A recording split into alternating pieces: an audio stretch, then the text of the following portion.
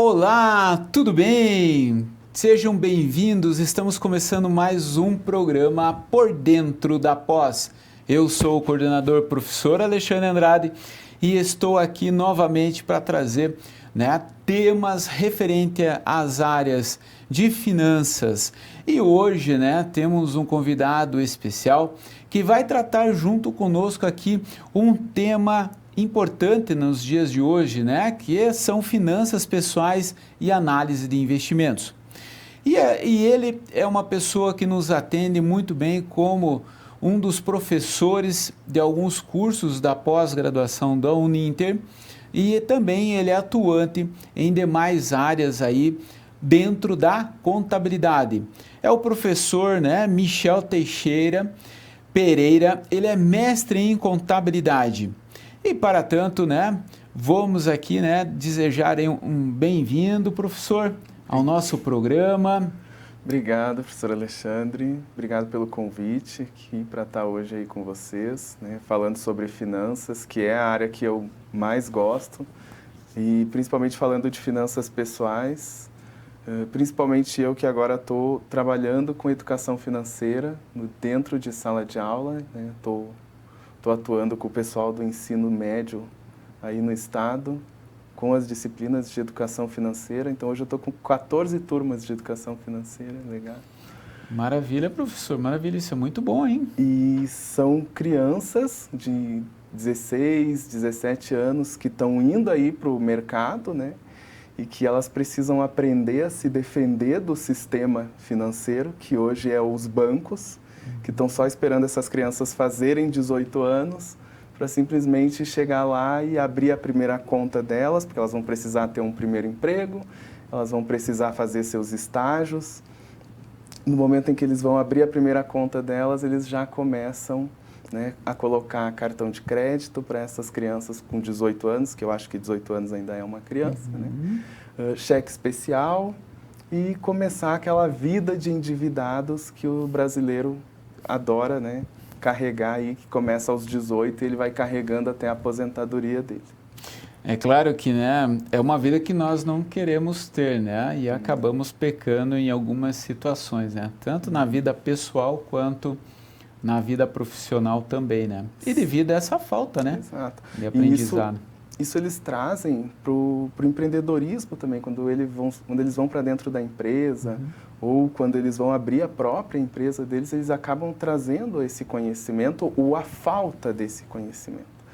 Porque geralmente o cara que está lá, que se endividou durante a juventude dele, quando ele abre a própria empresa, ele acha que a única forma dele crescer é se endividando também na própria empresa.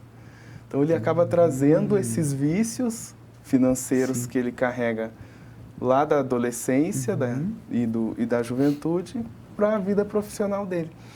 Só que esses vícios, eles não vêm só da falta de educação financeira. Por exemplo, eu cresci com a minha família falando, se você não parcelar, você não tem.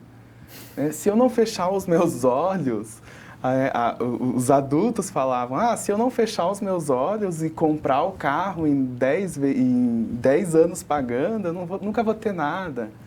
E aí você cresce ouvindo aquilo e você absorve, mesmo que de forma inconsciente, você acaba absorvendo aquilo. E para mim falar desse tema é algo que me preenche muito porque me salvou, Para mim me salvou, porque daí eu fui o primeiro da família a ser diferente. Mas porque eu fui ter o conhecimento, fui para a área de contábeis, fui estudar finanças e acabei adquirindo esse conhecimento. E aí eu virei o doido, porque todo mundo que senta do meu lado e que eu vejo que está com alguma dificuldade, alguma coisa, eu já começo a falar, eu já começo a incentivar, eu já digo, vamos mudar isso. Eu fiz uma amiga minha vender um monte de bolsa, eu disse, amiga, anuncia essas bolsas, vamos sair da SPC, pelo amor de Deus. Sabe? E eu começo a falar disso e não consigo parar mais com quem está do meu lado, sabe? Maravilha, isso é importante, a história de vida, a questão de que nem você falou, eu sou diferente, Teve vamos dizer assim, a oportunidade, de continuar o estudo e ainda fazer uma área, na ciência exata e contabilidade, que te trazem um leque, né, de aprendizado aí em relação à questão, né, da saúde financeira, né? Sim. E claro que tudo que nós vamos aprendendo durante o tempo de academia, começamos a refletir isso no dia a dia nosso, né? E claro que quando nós mudamos, queremos passar isso para as demais pessoas, né? Esse é o legado aí do professor, né? É porque assim... E como é que é ter 14 turmas, professor? De educação financeira de adolescentes. De adolescente, professor. Como é que é? Eu estou achando desafiador. É a primeira vez que eu estou trabalhando com adolescentes. Então, eu venho da graduação e da pós-graduação. Né? Agora, eu caí de paraquedas no estado com os adolescentes. E está sendo muito gratificante, porque para eles tudo é novidade.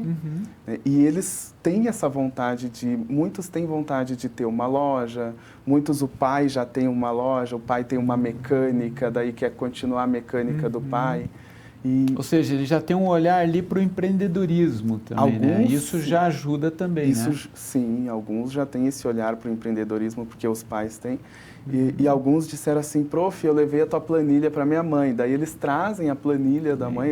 Eu montei para eles uma planilha que é planejamento orçamentário familiar. Então, eles têm que colocar toda a renda da família. Sim. Aí a renda do pai, a renda da mãe, a renda de todo mundo que mora na casa. E aí eu dividi em categorias de gastos.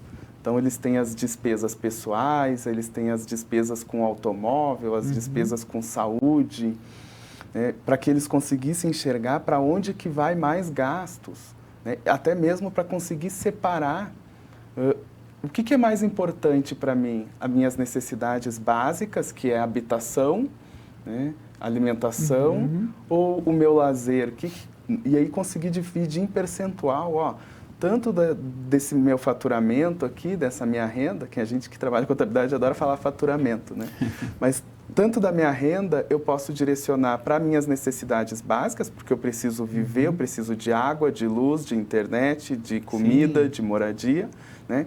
Mas eu também preciso de lazer, né? Eu também preciso de saúde, eu também preciso de uma parte disso para a educação, porque eu tendo educação, eu vou conseguir fazer mais renda, e fazendo mais renda, eu consigo melhorar o padrão. Sim, né? sim. E aí eles precisam fazer toda essa divisão. E eles levam para a família e eles trazem de volta. Às vezes vem dos 12 meses, às vezes vem só... Ah, minha mãe deixou fazer só até março, prof. Ela disse que a gente não chegou em abril ainda. Eu disse, não tem problema, vamos trabalhar com o que tem. Planejamento a curto prazo. A curto prazo, né? Mas, pelo menos, eles estão vendo isso, né? Sim. E que é importante para quando eles forem para o mercado de trabalho. Maravilha. É muito difícil você se desligar desses preconceitos que você adquire lá na infância. Eu demorei muito para isso. Então, eu cheguei a fazer empréstimo, eu cheguei a fazer financiamento. Quem não chegou, né? Quem não fez isso? Sim. Só que você se desligar disso é muito complicado. Sim, verdade. E aí, hoje eu já consegui me desligar disso, mas demorou muito. Por isso que eu digo, você tem que trabalhar desde cedo a questão de reserva de emergência. Você construir uma reserva de emergência é algo que vai salvar a sua vida. Então, e já estamos falando da saúde financeira, né? Uma questão aí de... Eu trabalhava em 2 empregos e eu ganhava R$7.000. Certo. Com os 2 empregos. Tá. E aí eu fui lá construindo a reserva de emergência, tudo. Veio a pandemia. No meio da pandemia, eu perdi um desses 2 empregos. E aí você pensa assim, é muito difícil você descer o padrão que você vinha vivendo. Verdade. Você vai reestruturar, mas até você conseguir descer o padrão vai demorar muitos meses. Verdade, já passei por isso. Então, eu tinha aquela reserva para 6 meses do meu custo de vida, caso eu perdesse os 2 empregos. E aí, o que eu fiz? Eu fui usando daquilo e tentando procurar outro emprego, no meio da pandemia. Ali eu me dei conta que não dava 6 meses.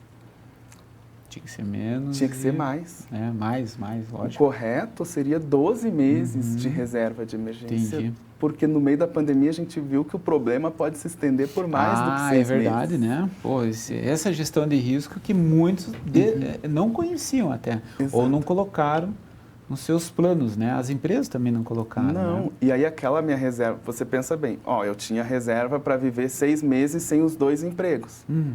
Só que aí eu perdi um, fiquei vivendo só com um. A reserva que tinha durou 9 meses só.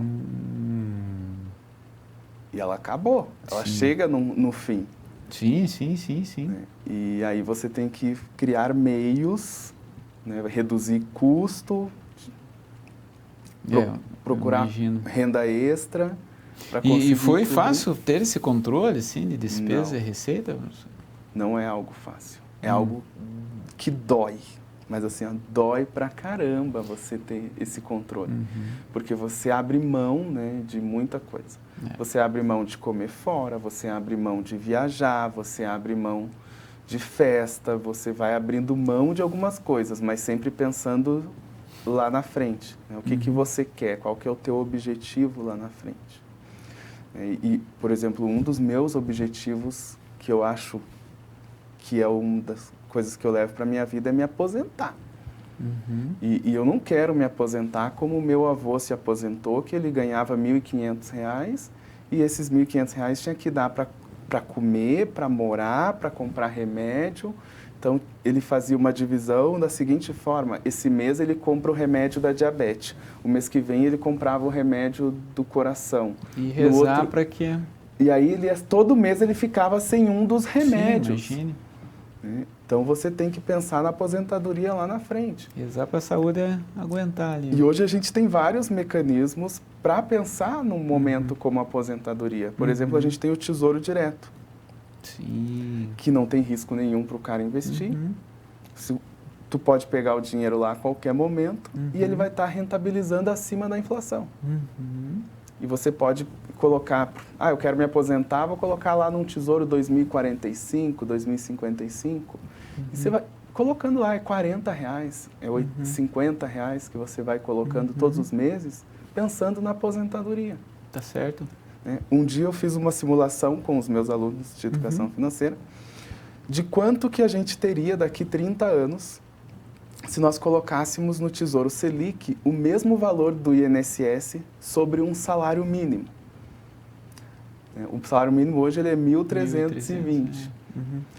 Uma parte é o empregador que paga, outra parte é o empregado. Juntando a parte do empregador e do empregado, dá R$264 mais ou menos. Guardando esses R$264 todos os meses num Tesouro Selic, que é risco zero, daqui 30 anos a gente teria 1.600.000. Olha aí.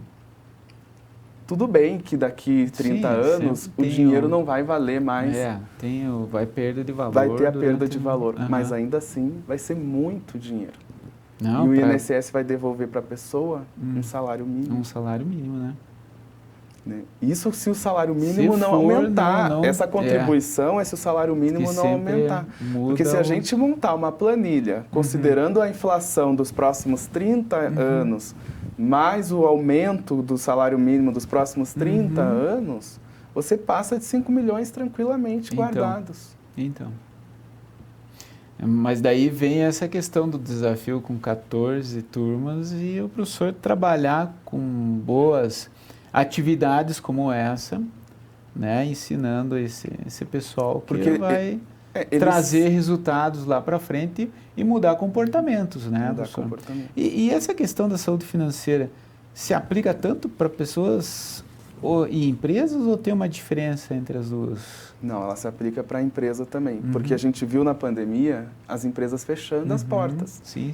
Eu estive em Porto Alegre 1 ano, que eu sou natural do Rio Grande do Sul. Opa! E eu cheguei num shopping lá, que era um shopping, que era o Bourbon Valig, o nome do shopping. E era um shopping que era excelente, era lotado de lojas. Parecia um cemitério de loja fechada. Se essas lojas tivessem se planejado, tivessem montado lá uma boa reserva, né? Uns investimentos futuros para daqui 2, 3 anos, porque aí conforme os problemas fossem surgindo, esses dinheiros eles iam voltando para a conta e eles iriam conseguindo se manter, se reestruturar né? E conseguir enfrentar aquela situação, da mesma forma que a gente, pessoa física. Perfeito. Né? A única diferença, aliás, eu acho que nem chega a ser tanta assim diferença, é que a loja ela precisa de um fluxo de caixa contínuo. Mas a gente também precisa. Também precisa, né? A gente precisa de renda entrando todo o tempo, né? Sim. Que maravilha. Então, temos essas diferenças aí e pensar, né, nessa questão de também, né? Eu acho que tem que saber ter a habilidade, né, de lidar com essa questão financeira, né? E não é uma habilidade... Comportamental. Não é uma habilidade só para pessoa estudada, né? Que eu falo, porque o meu avô, ele era analfabeto. Meu avô nunca passou pelo SPC Serasa. Olha aí, ó. Ele morreu com 60 e tantos anos de idade, sem nunca ter passado pelo SPC Serasa. Eu não sei como que ele fazia com o dinheiro dele, mas ele dava conta de viver com aquele salário o mês todo né? e não se endividar. Ele não comprava uma geladeira, por exemplo, para pagar em 12 vezes. Entendi. Ele comprava no máximo em 2 vezes, contando com aquele dinheiro que ele já tinha certeza que ia cair. Então, ó, eu prestei um serviço para a Uninter, eu tenho certeza que no final do mês eu vou receber esse dinheiro. Então, o serviço já está prestado, eu sei que eu vou receber, eu até vou lá e comprometo ele. Era esse o pensamento do meu avô, né? Hoje, o pensamento correto seria, espera o dinheiro cair. Espera, né?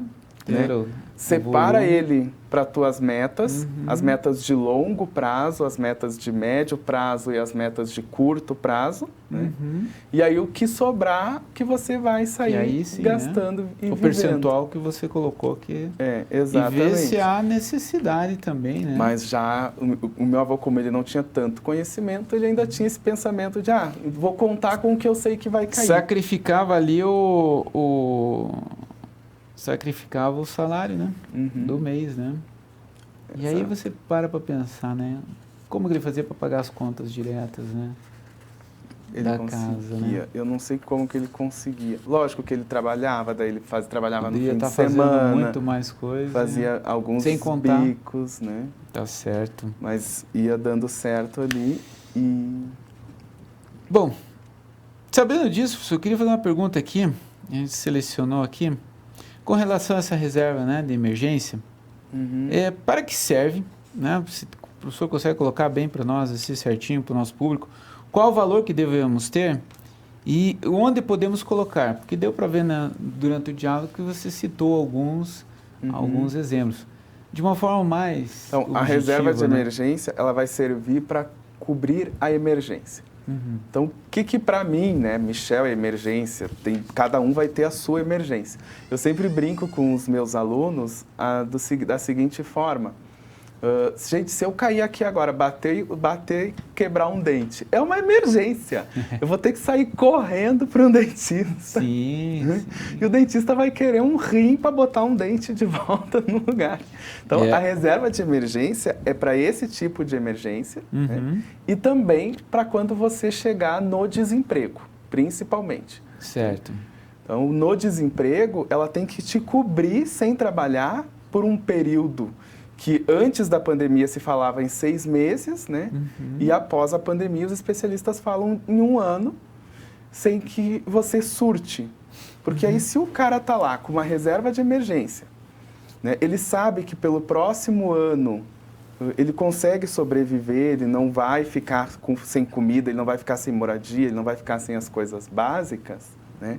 Ele consegue ter tempo de respirar, ele consegue ter tempo de procurar um emprego, ele consegue procurar o emprego que ele quer sem precisar dizer sim para qualquer coisa, porque muitas vezes a pessoa acaba dizendo sim para qualquer tipo de emprego que às vezes ela não quer fazer, às vezes ela não concorda em fazer aquele tipo de emprego, né? E ela acaba tendo que dizer sim, por quê? Porque ela não tem de onde tirar, mas se ele tem como se manter, né, ele consegue dizer sim apenas para aquilo que ele está esperando. Então, ele ganha esse tempo para buscar algo maior, né? E a forma de montar ela não é com base no quanto você ganha, com base no quanto você gasta para viver. Então, eu ganho 5 mil, eu gasto 3 mil para viver, eu vou fazer a minha reserva de emergência lá 12, que é o 12 meses, né? Vezes esses 3 mil. Então, eu vou ter lá 36 mil de reserva de emergência. Certo. Para sobreviver. Né? E aí, esse valor eu vou utilizar quando? Ou quando eu ficar desempregado, ou quando eu tiver um problema de saúde, ou quando acontecer um acidente. Sim, né? sim. Então, é para isso que serve a reserva. Onde que você pode colocar ela? Em algum lugar que você consiga sacar ela a qualquer momento.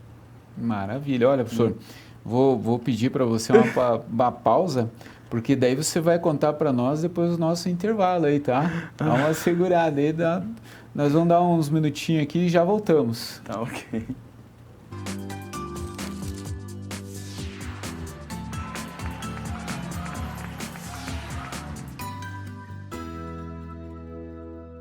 O Ninter apresenta Técnico em Marketing.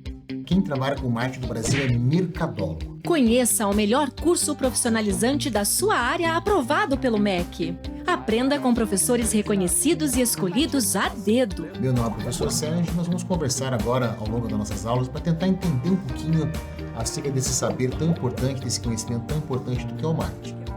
Com a metodologia exclusiva, mais efetiva e mais divertida. Gosto muito que ele fala assim: faça ou não faça. Tentativa não há. E descubra que as possibilidades de atuação são infinitas. Então, marketing hoje, acima de tudo, é saber se relacionar, é saber conversar, é saber interagir, é aquilo que eu falo, a ideia da empatia. Tudo isso entre rolês, trilhas e elos, disponíveis para assistir a qualquer horário e do seu jeito, com a participação do conhecimento e experiência de profissionais do mercado de trabalho. Que realmente as marcas que vão se destacar, que vão vender mais, elas vão ter uma estratégia muito clara de contribuir para o mundo de uma maneira geral. Não só vender produtos, não só fabricar coisas. Faça sua matrícula e comece uma nova carreira agora mesmo. Bons estudos!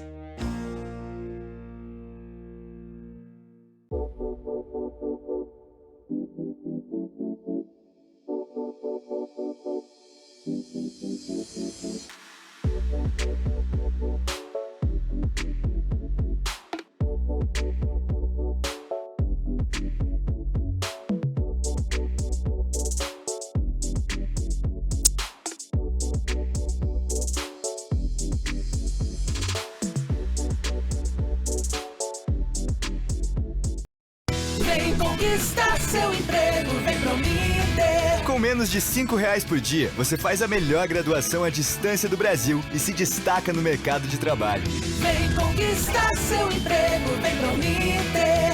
E quem já é formado, pode fazer 2 pós-graduações à distância por apenas R$99 mensais o curso todo. Vem conquistar seu emprego, vem pro Ninter. Transforme logo a sua história. Inscreva-se já.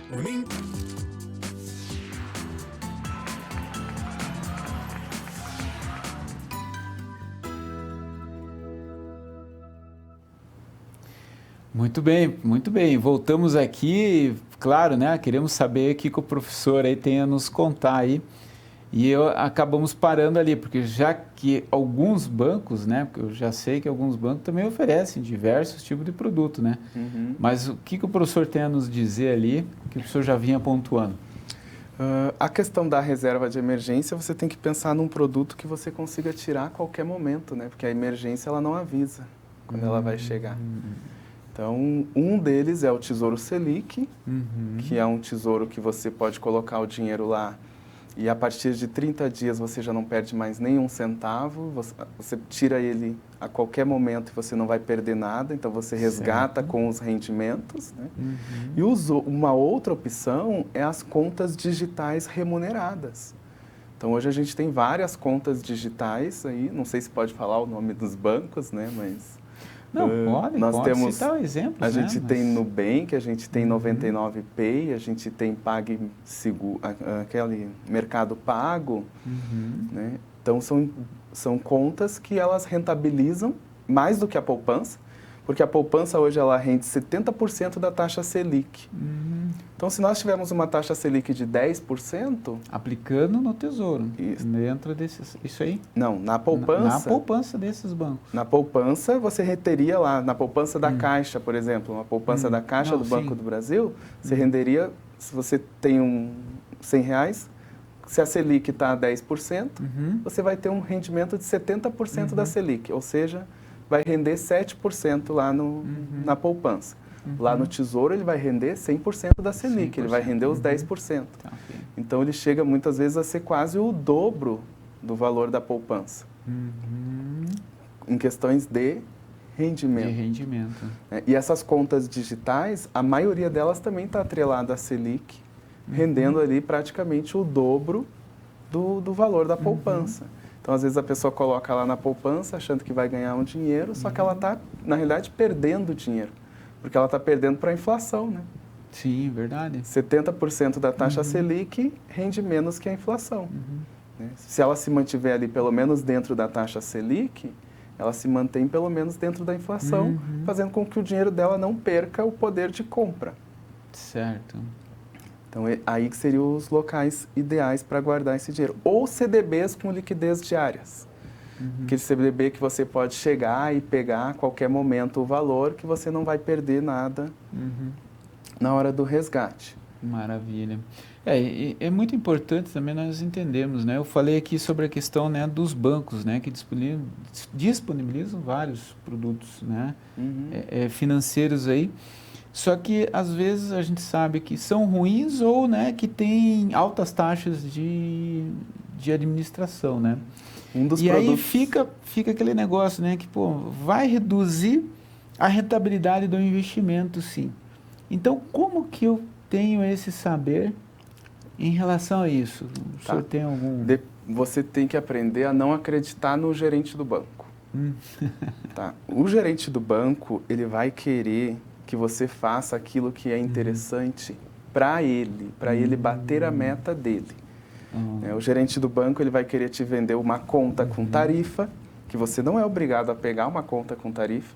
Hoje tem bancos aí que cobram R$50 de tarifa. Né? Ontem mesmo eu estava conversando com uma senhora que trabalha lá onde eu dou aula durante o dia. E ela é uma senhora que ela trabalha na limpeza, ela ganha ali, eu acho que uns R$1.800, R$1.700. E ela me disse que a tarifa da conta dela era R$49. Olha aí. Aí você pensa bem, a pessoa que ganha um salário mínimo e meio, pagar R$49 de tarifa bancária, lógico que faz falta. Sim. Que seja, mas é R$50.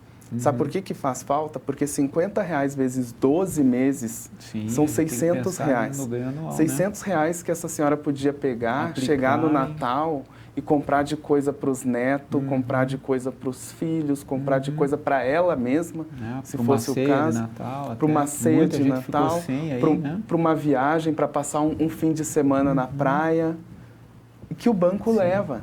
E se tu for olhar isso em 10 anos, se essa tarifa não aumentar, que a gente sabe que ela vai aumentar todos os anos, mas em 10 anos são R$6.000. Ou seja, a pessoa deu uma moto, em 10 anos ela deu uma moto de graça para o banco. Então, o banco ele já começa enganando aí. Título de capitalização, mesma coisa. Como que eu sei? Eu trabalhei no banco. Você trabalhou em banco. Então trabalhei no banco e eu tinha que vender. E eu tinha que vender todos esses produtos. Todos esses produtos eu tinha que vender. Então, título de capitalização é a mesma coisa. Ele chega na pessoa e diz, olha, se você guardar todos os meses R$50, no final do período de 7 anos, na época que eu estava no banco era 7 anos, a pessoa guardando R$50, a pessoa recebia o que ela guardou mais 10%. 10% em 7 anos. Não é 10% ao ano. Ao ano, né? 7. Se a pessoa chegasse para resgatar no primeiro ano, ela já não resgatava tudo. Ela resgatava 80% do que ela guardou. Então, se ela guardou R$1.000 naquele período, ela ia resgatar R$200, porque ela perdia 80%, na realidade. E assim ela ia indo, quanto mais próximo do período de resgate, menos ela perdia. Só que, se ela precisasse desse dinheiro no meio do caminho, ela ia perder metade do dinheiro dela. E aí? São aprendizados, né, São. professor? São aprendizados. Essas empresas, elas também vendem seus produtos, né? Mas com certeza deve estar bem claro, né, nos contratos, né, que é assinado entre ambas as partes, né? E daí tem uma coisa que nem sempre Fora as pessoas outras coisas, nem cara. sempre leem, né? Fora Os outras contratos coisas que vêm muitas folhas ali para você ler. Mas é importante todos lerem para ver se aceitam ou não, né?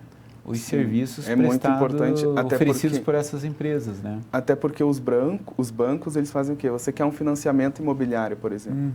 Para ele liberar o teu financiamento imobiliário, não era obrigatório você fazer um monte de seguro, coisas assim. Você tem que fazer o seguro do imóvel. Do imóvel. Esse seguro você tem que fazer para a Caixa conseguir te liberar um financiamento, porque a Caixa também quer estar segura, né? Sim, Que aquele lógico. imóvel vai estar lá caso ela precise. Sim. Fora isso, você não é obrigado a mais nada. E eles colocam um título de capitalização para a pessoa assinar o contrato imobiliário.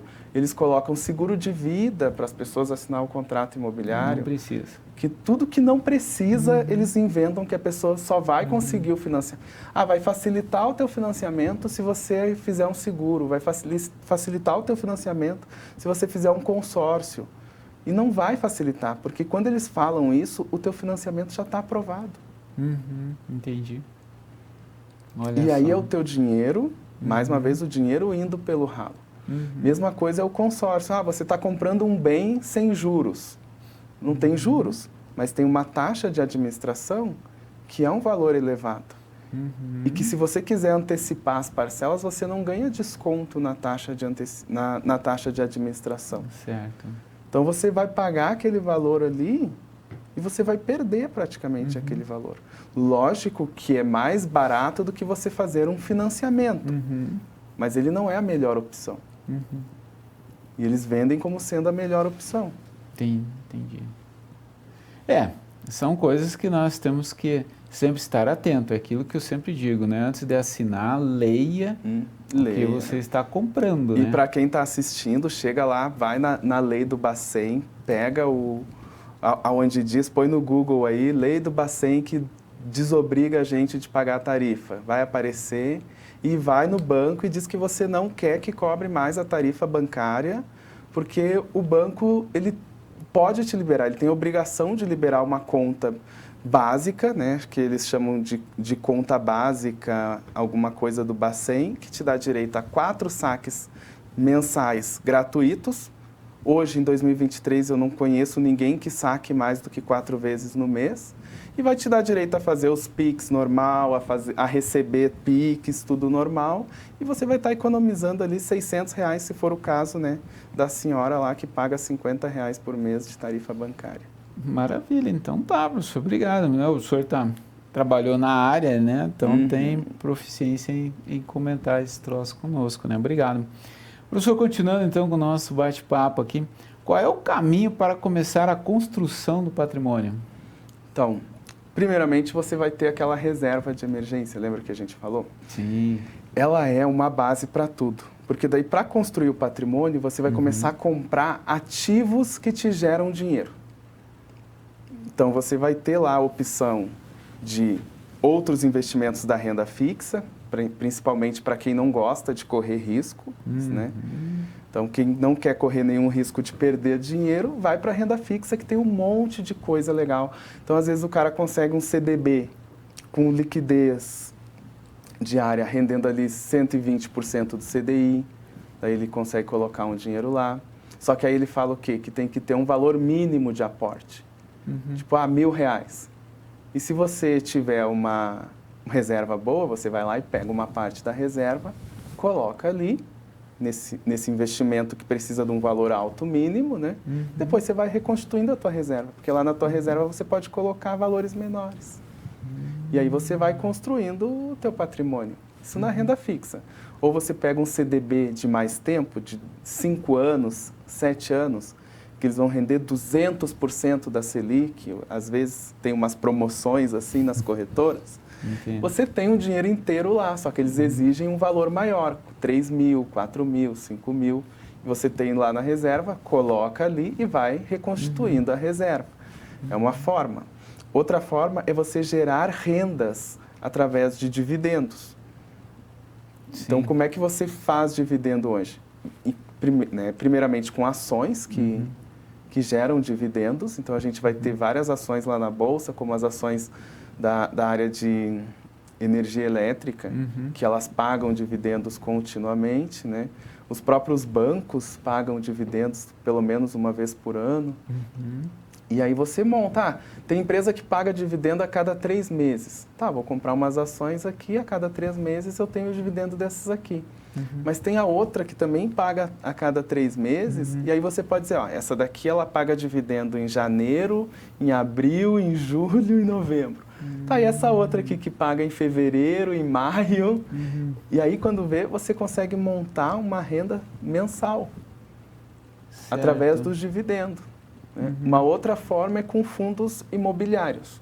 O que é o fundo imobiliário? O cara vai lá, ele compra um determinado título de fundo imobiliário, esse fundo ele investe em outros imóveis. Então vamos pensar em shopping.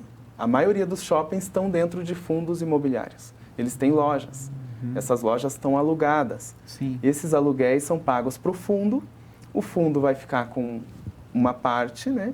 E o restante ele vai distribuir entre os acionistas do fundo, entre os cotistas desse fundo.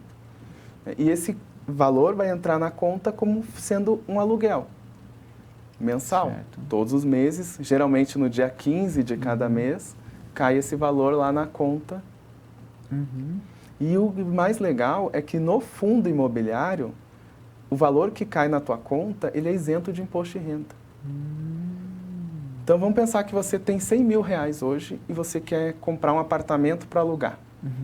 Você pagaria os 100 mil no apartamento, mais o ITBI, né, para transferir o apartamento, mais IPTU, mais condomínio desse apartamento enquanto ele não tivesse alugado, né, mais as manutenções desse apartamento.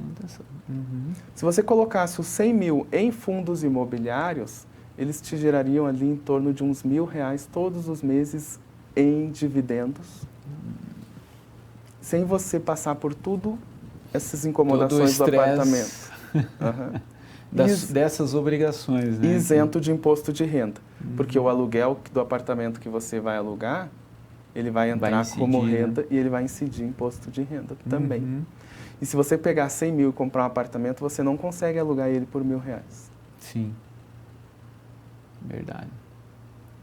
E aí você começa a fazer escolhas inteligentes. Nunca colocando tudo num lugar só. Nunca colocando tudo em fundos imobiliários, nunca colocando tudo no tesouro. Né? Sempre tentando fazer uma divisão baseado nas metas que você tem. Então, eu quero comprar um carro em 2026. Poxa, são 3 anos. Né? 3 anos dá para guardar um valor e todos os meses lá, em 2026 eu resgato esse valor e compro um carro à vista, dou o que eu tenho em casa de entrada e o restante eu pago à vista. Então, olha como tem opções mais interessantes do que a pessoa ir lá... De forma inteligente, né? E colocar o nome dela à prova. Faz o dinheiro trabalhar para você também, né? Exato. E aí quem vê a gente falando, pensa assim, financiar, esses caras acham que financiar é errado. E não é. Por exemplo, eu financiei minha primeira moto, foi parcelada sem entrada. Eu trabalhava num único lugar, aqui na 7 de setembro, perto do Shopping Estação, né? E enquanto eu trabalhava ali, eu morava no Botânico, eu gastava R$5 de Uber para ir trabalhar. Era 1000 vezes mais vantajoso ir trabalhar de Uber. Né? Eis que surge a oportunidade de eu trabalhar em São José dos Pinhais também. Só que eu não conseguia estar nos 2 lugares, né, ao mesmo tempo de ônibus. Eu fiz a simulação, se eu comprasse um carro, o outro salário que eu ia ganhar, ele iria todo para o carro. Eu ia estar trabalhando para o carro. Então. Né? E aí eu fiz a simulação, e se eu comprar uma moto? Só que eu não tinha o dinheiro para comprar moto. Se eu comprar moto, beleza, vai dar 384 de parcela, mais o seguro, mais as manutenções, mais as gasolinas, dava ali uns 600 por mês, considerando todos esses gastos, né? Vou fazer. Fui lá, fiz o financiamento. Então, eu saí de eu fiz um financiamento para eu poder estar nos 2 empregos no mesmo dia, né, ao mesmo tempo. Eu saí de um salário de 3 mil para um salário de 7 mil, proporcionado por um financiamento. Então, nem sempre o financiamento é o vilão da história. O vilão é por que você está fazendo aquilo. E aí eu quitei essa moto que eu tinha feito em 48 meses, eu quitei ela em 18 meses. Porque eu pagava a parcela daquele mês e eu pagava 2 parcelas do final. Então eu reservei R$1.000 todos os meses do que eu iria ganhar a mais, né? Porque eu estava acostumado a viver com um salário só, então agora eu ia ter 2. Então eu reservei uma parte para tentar me livrar daquela dívida o mais rápido possível. Pagava as primeiras e as últimas. Pagava as primeiras assim, e as últimas até quitar. Fechar. E aí eu quitei em 18 meses. Isso é muito importante, esse momento, né, desse saber, porque muitas pessoas às vezes só precisam de uma luz, um exemplo de alguém para poder nos mostrar um caminho, né, professor? Esse é o pensamento que as empresas têm. Então as empresas, elas pegam dinheiro com o banco. Elas pegam dinheiro para fazer o capital de giro delas, elas pegam dinheiro para investir no imobilizado delas. Mas por que elas pegam o dinheiro delas com o banco? Para elas, esse dinheiro que elas estão pegando com o banco, ele vai trazer lucro para elas, né, e ainda vai cobrir a parcela e os juros do endividamento que ela está fazendo. Maravilha, maravilha. Isso é muito bom saber, hein? E aí, por isso que eu sempre falo que não existe o certo. O que é o correto? O correto é não financiar? Depende. Depende, né? Mesma coisa o pessoal falando de casa própria. O que é melhor, alugar ou financiar? Cara, depende. Depende. E se sabe que essa decisão aí vai ter que ficar para um outro momento, professor, porque o nosso tempo passou, né? Foi uma aula, foi um aprendizado aqui com o professor Michel. E é claro que fica um convite aí, né, para que o professor, em outro momento, a gente faça uma nova fala, né, e dê continuidade a esse assunto que é tão importante nas nossas vidas aí no dia a dia. Professor, eu agradeço muito a sua presença aqui, eu que professor, agradeço. Que nos trouxe aí um rico saber e um aprendizado para todos nós, e que aquelas turmas abram a mente, né, e entendam o quanto é importante, né, a questão aí de manter um planejamento financeiro. Professor, muito obrigado, e a gente se encontra na próxima vez aqui no Por Dentro da Pós.